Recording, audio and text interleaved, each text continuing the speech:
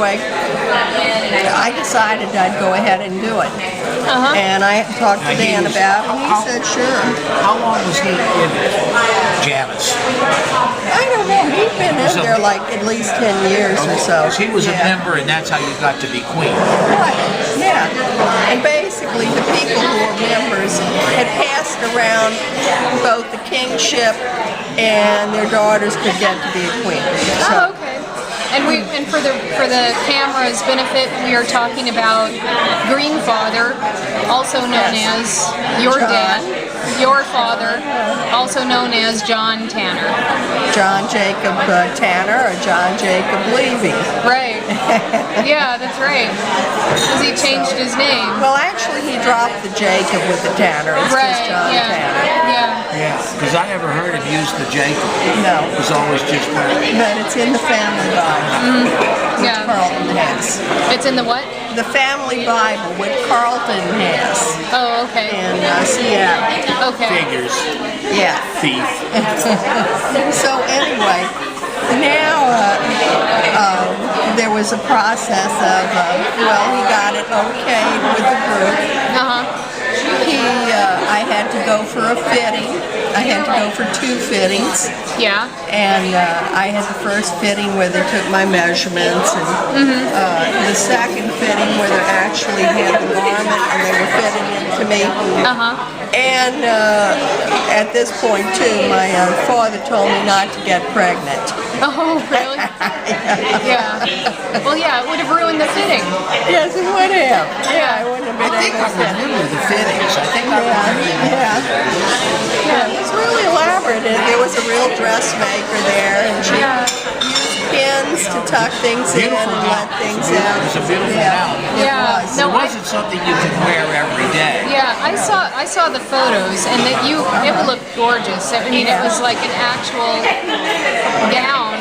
Oh yeah, it was handmade. Like something a princess would wear. Yeah, She was the queen. Yeah, you're the queen, right? Yeah. And she had a little tiara. Yeah.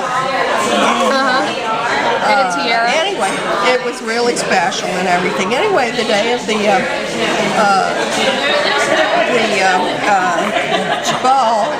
No. The day of the ball, there was, a few days before the ball was a hurricane.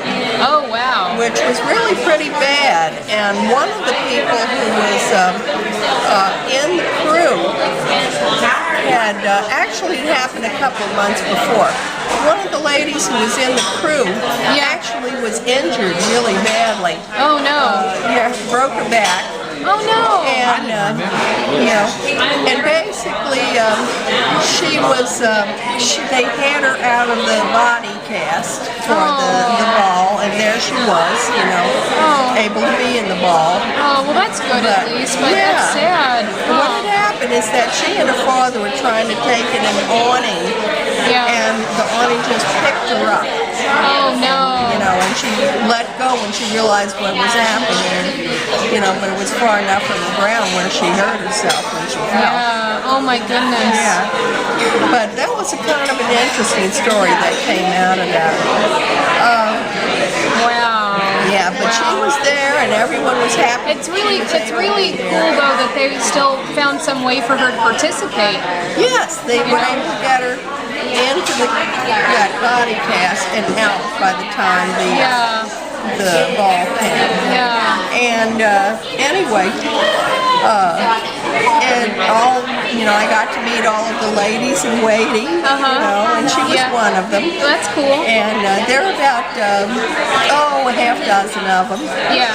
And we were all dressed up in gorgeous looking dresses. I'll be back with some plates. And let's see. There was an actual coronation. Let me. I'll just break in because this is important detail. I forgot it the other day. Okay. And you probably forgot. Well, you don't know it. You may not have ever heard this, but John was standing next to me. Leslie's father standing next to me in the office, in the audience. Yeah. And when the coronation took place, he turned to me and he says, "She looks just like her mother when she was that age," and tears were just running down. Yes. Oh my Look at that. John was very sentimental. That was another side. Yeah, he was very. It was the Jewish side of it. He was very Very, sentimental. very proud. Yeah, I could tell.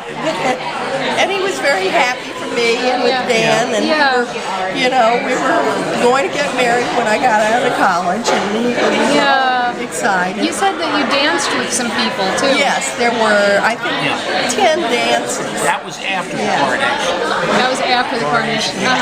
And most, I was scared because I didn't know how to dance all that well.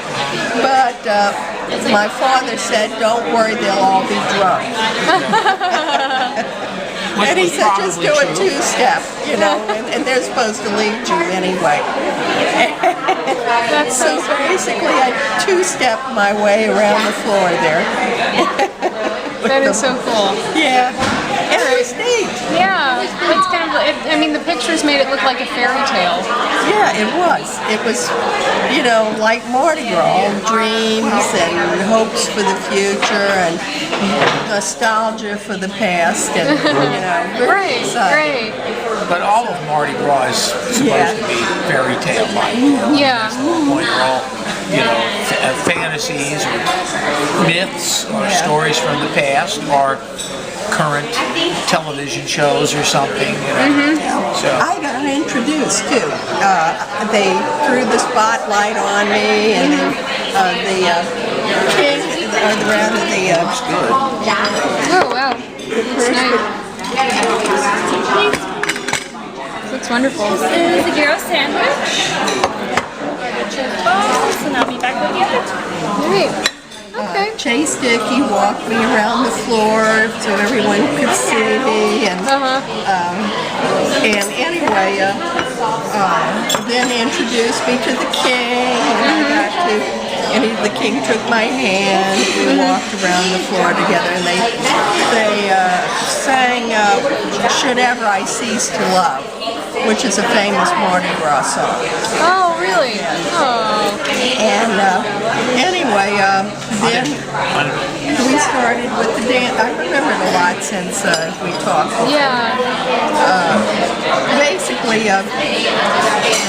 we did these 10 different dances, and there were some skits in between each dance. Yeah. And one of the skits, my father was dressed up like an African native with a bunch of other guys, and they did this dance with bones and stuff, and all sorts of beads hanging down their neck, and and they're in grass skirts. Yeah. Grass skirts. yeah, don't forget the grass. So, and that one of them had a drum, I think. And Yeah. was beating the drum. I'll be back with some more tea for you in just a minute. Okay, thank you. And it was really cool. Yes, it is. I hope you're willing to take some home. I think so. Yeah. Wow. Yeah. There is a lot here. That is Anyway, amazing. after each of the dances, you got a favor. And some of them I still have. I still have the favor from the king, which is a charm with the crown on it. And I think I've shown it to you. I think so. Yeah. I've seen it. Have I seen it? I think you have. There was another one which I broke, and so I did throw it away. It was a stitch ripper, basically, with a silver handle. Pretty. And I used it for a long time before it broke. And I'm trying to think of other things. Oh, someone gave me golden earrings. Oh really? Really nice. Oh wow. Oh wow. Yeah, they're actually, and they have my initials, but it's LT, Leslie Tanner. Yeah. Oh, that's so And, cool. Anyway, when all of this was up, I was tipsy after the first glass and a half of champagne. I was gone for the evening, Yeah. basically. That would have been like me too. This is a good stopping point. Yeah. Yeah. What do you think? You think this is a good stopping point? Yeah, I think it's a good stop. Okay. All right. So I'll shut it down for now. Thanks, Mom, for telling the telling your story about Janice. I had totally forgotten that thing about John. Yeah, no, you said he said what again? Because I'm not sure I heard you. He said she looks just like her mother when she was that age, meaning Marion. Yeah. And then, He turned- and then he said something like, I can't believe my kids turned out all right. Serious? Oh my goodness. Yes. Sort of implying that he hadn't been a very good parent, and then that's when the tears started streaming. I mean, he wasn't just teary; he was pouring tears, real big tears. Wow. That's an incredible story. Yeah, it is. Wow. Well, thank you, you guys. Thank you both. Good moments. Yeah. Thank you very much. Oh, and I was very excited with Dan. He brought me to the ball. Uh-huh. I was all dressed up in a tuxedo and looked really terrific. Well, cool. Yeah. All right. Well, I'm going to shut it down for now. Thanks again, you guys both. Okay. All right.